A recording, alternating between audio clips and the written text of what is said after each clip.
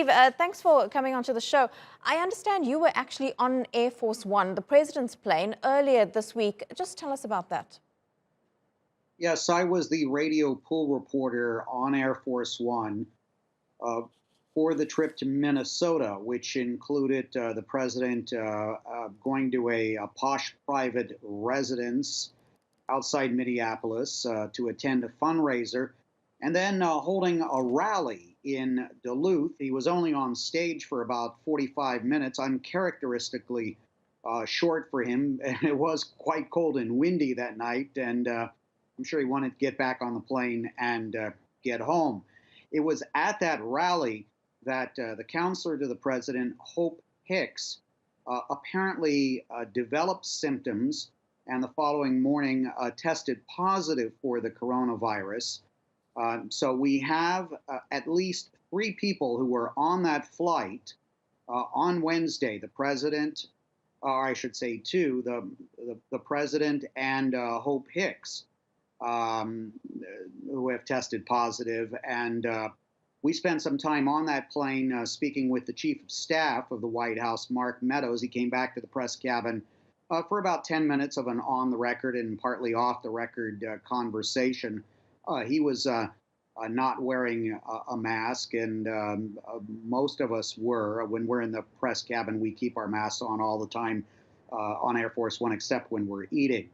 So we're not really too concerned about our exposure in the press corps. I did have about 7 hours ago a COVID test here in Wilmington, Delaware, in preparation to travel with former Vice President Joe Biden later today. I tested negative, but out of a sense of precaution, I will not be traveling with the Biden campaign today.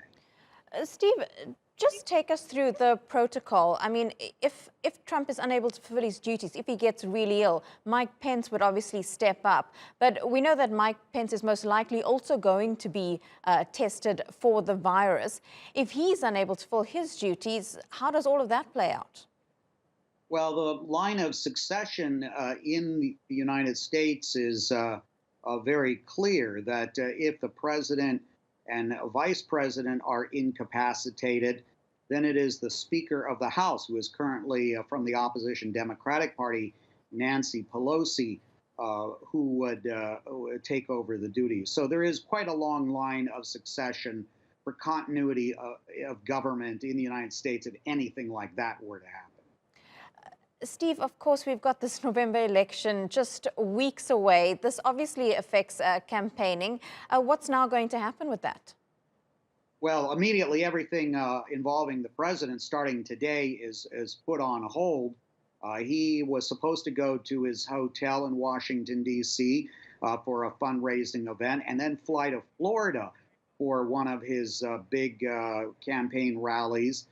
Both of those events have been canceled.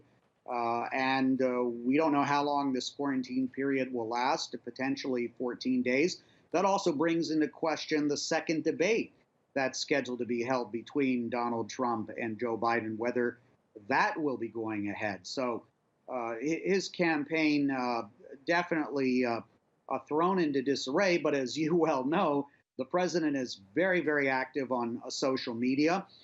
He can be quite active on Twitter almost around the clock, calling in to all sorts of TV news programs if he really wants to do some sort of virtual campaigning that way. Okay, great. Steve, we'll check in with you a bit later, but thank you for that update on President Trump testing positive for COVID-19. We'll bring you more on the story as it develops.